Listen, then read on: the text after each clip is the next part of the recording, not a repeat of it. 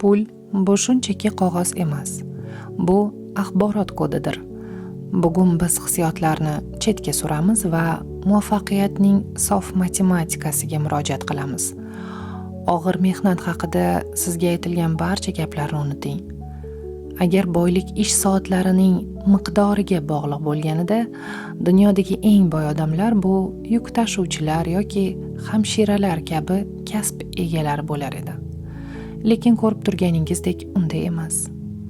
Pul bu siz dunyoga taqdim etayotgan qiymatning ekvivalentidir. Bu qiymatning hajmi esa sizning moliyaviy dasturingiz bilan cheklangan. Bu sizning miyangizdagi neyron bog'lamalari to'plami bo'lib, u sizga qancha pulga ega bo'lish mumkinligi, qanchasini sarflash xavfsiz ekanligi va qaysi darajadagi odamlarni o'zingizga jalb qila olishingizni belgilab beradi. Hozirgi daromadingiz bu sizning ong ostingizning ideal ko'zgusidir. Agar hisobingizdagi raqamni o'zgartirmoqchi bo'lsangiz, ishni o'zgartirishdan foyda yo'q. Kodni o'zgartirish kerak. Biz sizning bazaviy sozlamalaringiz bilan ishlaymiz. Egalik qilish huquqi, hashamatga bo'lgan huquq va miqyos, ya'ni masshtab kengligi bo'lgan huquq bilan ishlaymiz. Moliyaviy kodni skanerlash amaliyoti. Keling, kichik bir mashq bajaramiz. Ko'zlaringizni yuming. Raqamni tasavvur qiling. Qarshingizda o'zingiz xohlagan oylik daromadi raqamini tasavvur qiling. Masalan, 10 million yoki 100 million. Endi ichiga kiring. Shu raqamlar ichiga sekin-asta kirib borishni boshlang. Nimalarni his qilyapsiz? Tanangizni tinglang. Odamlarning 90%da shu lahzada qorin sohasida siqilish, xavotir yoki bu men uchun emas degan fikr paydo bo'ladi. Mana shu sizning kodingizdagi xatolik. Ushbu hissiyotni qayd eting. Unga qarab shunday deng: men seni ko'ryapman. Sen mening xavfsizlik qo'rquvimsan. Himoya qilganing uchun sendan minnatdorman. Lekin endi men kengayishni tanlayman. Tasavvur qiling, bu qo'rquv oltin nurlar ostida erib ketmoqda. Bu raqam esa sizning tabiiy davomingizga aylanmoqda. Ushbu mashqni xavotir o'rnini xotirjamlik egallagunigacha takrorlang.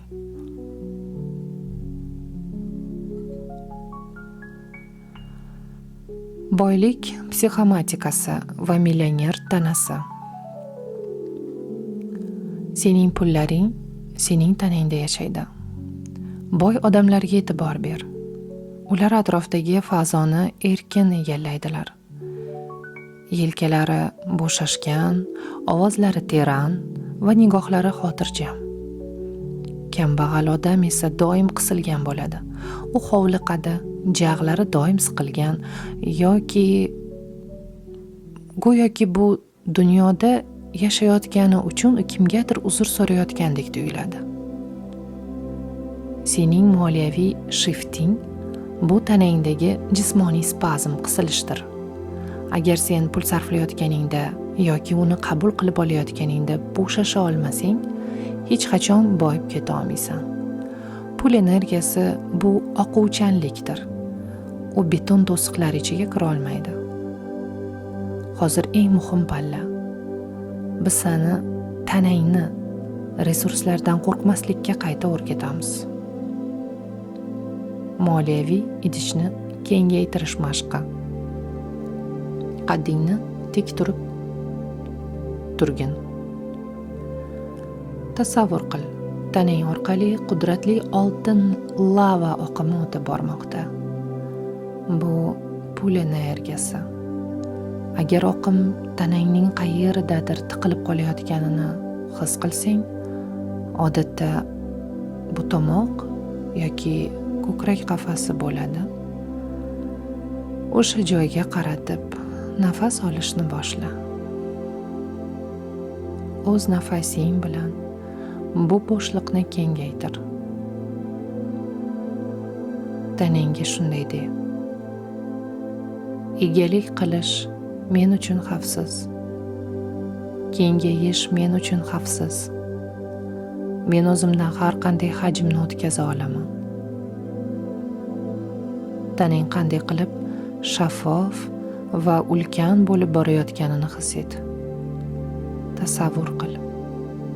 Sen okeansan. Pul esa suv. Okeanda suv taqchilligi bo'lishi mumkinmi? Yo'q. Bu uning tabiati. Boylikning tabiatiga aylan. Pul viruslari va ajdodlar dasturlari. Pul viruslari va ajdodlar dasturlari sani ongingdagi moliyaviy dastur to'liq senga tegishli emas.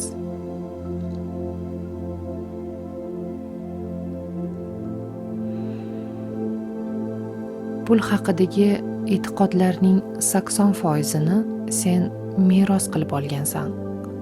Sening ajdodlaring ocharchilik, qatag'onlar va urushlarni boshdan kechirib omon qolishgan. Ularning dunyosida ko'p narsaga ega bo'lish o'lim bilan barobar xavfli edi. Va bu qo'rquv sening DNK'ingga yozib qo'yilgan.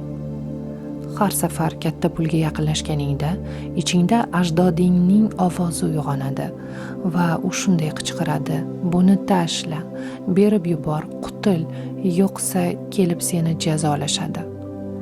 Va sen undan qutulasan. Keraksiz narsalarni sotib olasan, qaytarmaydiganlarga qarz berasan, shubhali sxemalarga pul tikasan. Yangi kodni yozish uchun o'tmish bilan tuzilgan shartnomani rasman yakunlash kerak. Ularga o'z muhabbatingni isbotlash uchun buvlaring kabi azob chekishing shart emas. Sening muvaffaqiyating ularning xotirasiga ko'rsatilgan eng munosib ehtiromdir. Kambag'allik bilan shartnomani bekor qilish amaliyoti. Ko'z o'ngingda ota-onangni, bobo-buvularingni tasavvur qil. Ularning og'ir qismati va puldan qo'rquvini ko'r. Xayolan ularga ta'zim qil va shunday de: men sizning yo'lingiz va dardingizni tan olaman. Hayot berganingiz uchun sizdan minnatdorman. Lekin yetishmovchilik va qo'rquv dasturlaringizni o'zingizga qaytaraman. Bu sizniki, bunisi esa meniki. Men sizning o'rningizga emas, balki sizning sharofatingiz bilan farovonlikda yashashni tanlayman. Seni ularning yetishmovchiligi bilan bog'lab turgan qora iplar qanday uzilib ketayotganini ko'r. Endi sening ortingda ajdodlaring zaifligi emas, ularning kuchi turibdi. Sen o'z kapitalingni yaratishda erkinsan. Sening 1 soat narxi. Keling, ochiq gaplashamiz. Nima uchun sening xizmating yoki mehnating aynan shuncha turadi? Bozor shunday bo'lgani uchun emas. Bozor bu sening ichki ruxsatingning ko'zgusi. Sen hayotingdagi eng yomon kuningda o'zingni qanday baholasang, xuddi shuncha turasan. Agar baland narx aytishdan qo'rqsang, dunyoga shunday signal uzatasan: men o'z qadrimga ishonmayman, fosh bo'lishdan qo'rqaman. Dunyo bu qo'rquvni o'qiydi va sening past narxingga rozi bo'ladi. Lekin 2026-yilning kvant realligida narx bu ish uchun to'lov emas. Bu sening vaqting uchun soliqdir. Vaqting esa Yaratganning yagona o'rni qoplanmaydigan resursidir.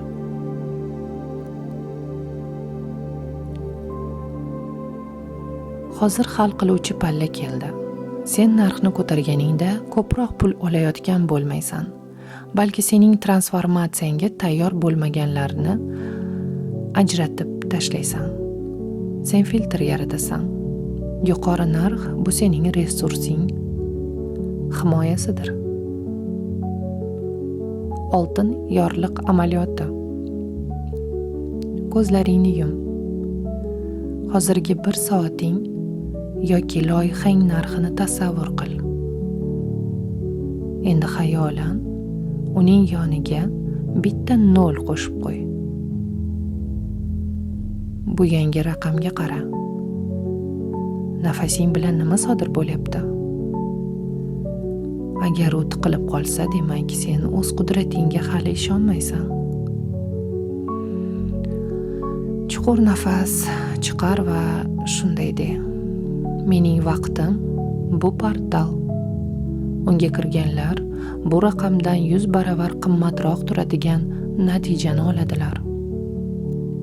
Men vaqt sotmayapman.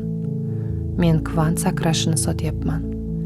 Mening narxim bu qonun.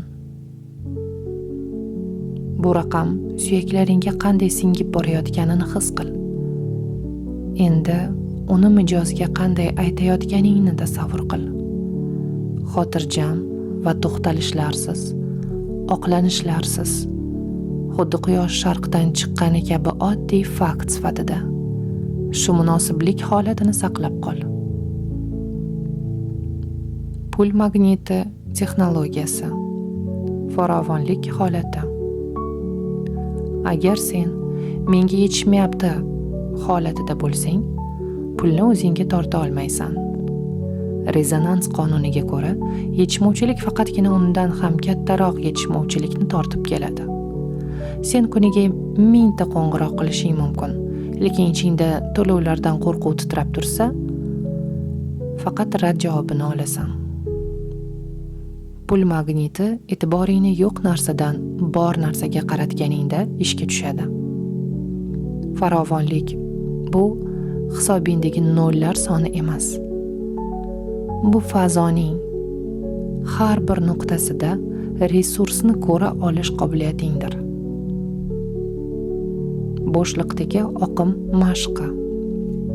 Aynan hozir atrofingga qara va seni allaqachon boy qilgan 10 ta narsani top. Jo'mrakdagi toza suv, boshing ustidagi tom, internet, sening bilimlaring, sog'liging, ichingda qanday qilib issiqlik tarqalayotganini his et. Mana shu pullarning pokligidir. Endi esa bir sirni ochaman. Ulashishni boshla. Pul bo'lishi shart emas.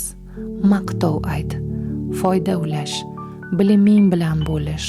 Sen ulashganingda koinotga shunday signal berasan: menda shunchalik ko'pki, bemalol bo'lisha olaman. Tizim darhol muvozanatni tiklash uchun senga resurs yuborishni boshlaydi. Sen o'zingdan qanchalik mo'l-ko'llikni taratsang, pullar seni shunchalik tez ta'qib qilishni boshlaydi.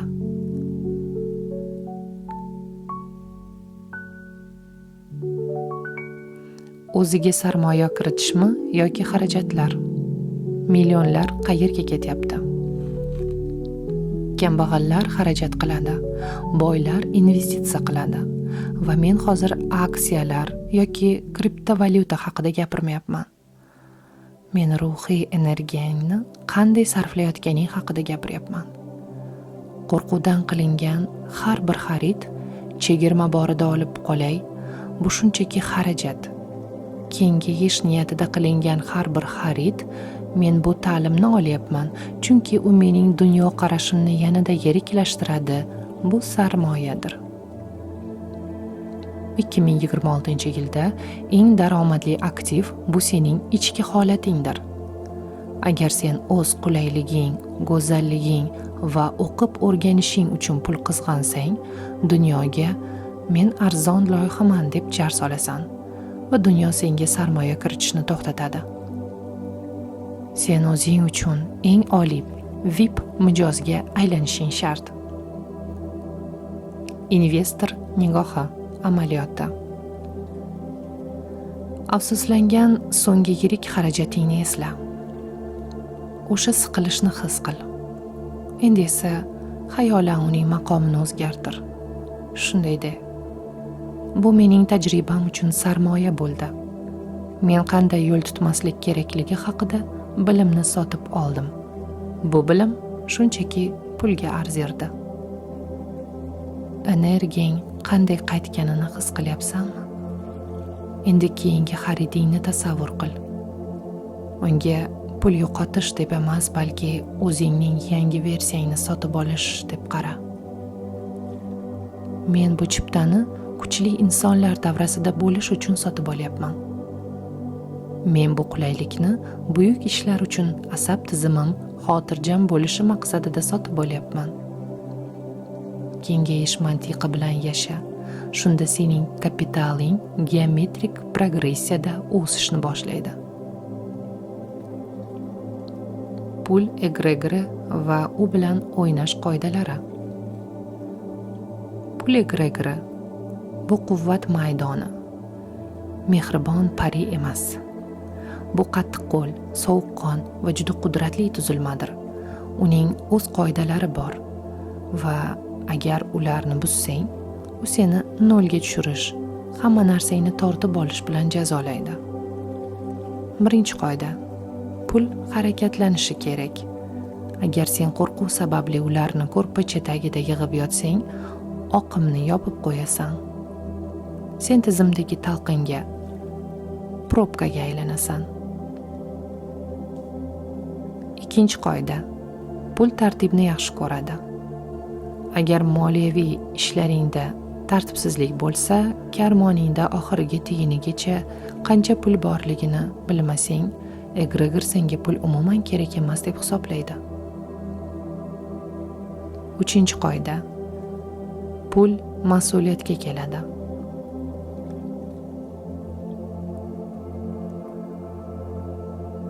Agar sen million xohlasang, bu million olib keladigan o'zgarishlar uchun javobgarlikni o'z zimmangga olishga tayyor bo'lishing kerak. Egregor bilan yarashish mashqi. Bugun oqshom karmoningda ideal tartib o'rnat. Kupyurlarni qiymatiga qarab taxla. Ortiqcha cheklar va chiqindilarni olib tashla. Barcha qarzlaring va barcha aktivlaringni hisobla. Ularni qog'ozga yozib chiq. Bu ro'yxatga qara va shunday de. Men tartibni tan olaman. Men pul qudratini hurmat qilaman. Men kattaroq narsalarni boshqarishga tayyorman. Shu oddiy harakating bilan sen tizimga o'zingning aqli raso, munosib boshqaruvchi ekanligingni ko'rsatasan. Pullardagi kvant sakrashi moddiyatdagi oddiy intizomdan boshlanadi. 2026-yilga moliyaviy erkinlik manifestatsiyasi.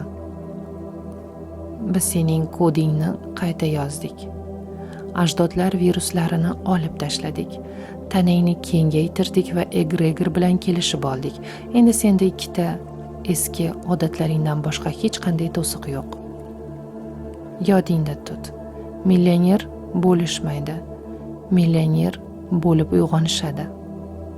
Sen avval o'sha yerda, o'sha cho'qqida ekanliging haqida qaror qabul qilishing kerak. Shundan keyingina reallik unga mos dekoratsiyalarni, shart-sharoitlarini tortib keladi. 2026-yil bu o'z ambitsiyalari haqida baralla jar solishga tavakkal qila olganlar yilidir. Yakuniy initiatsiya, bag'ishlov. Milliarder kodi. O'ng qo'lingni yuragingga, chap qo'lingni esa qorningning pastki qismiga qo'y. O'zing orqali osmon va yer o'rtasidagi bog'liqlikni, ulug'vor oqimni his et. qat'iy qilib shunday de: men o'z moliyaviy hokimiyatimni qabul qilaman.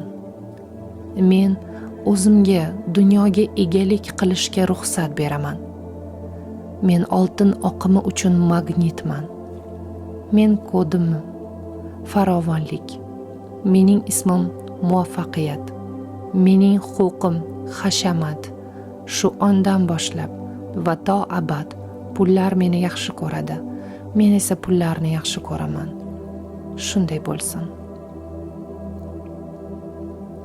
Aynan hozir har qanday pulga oid harakatni amalga oshir. Bu senga vazifa.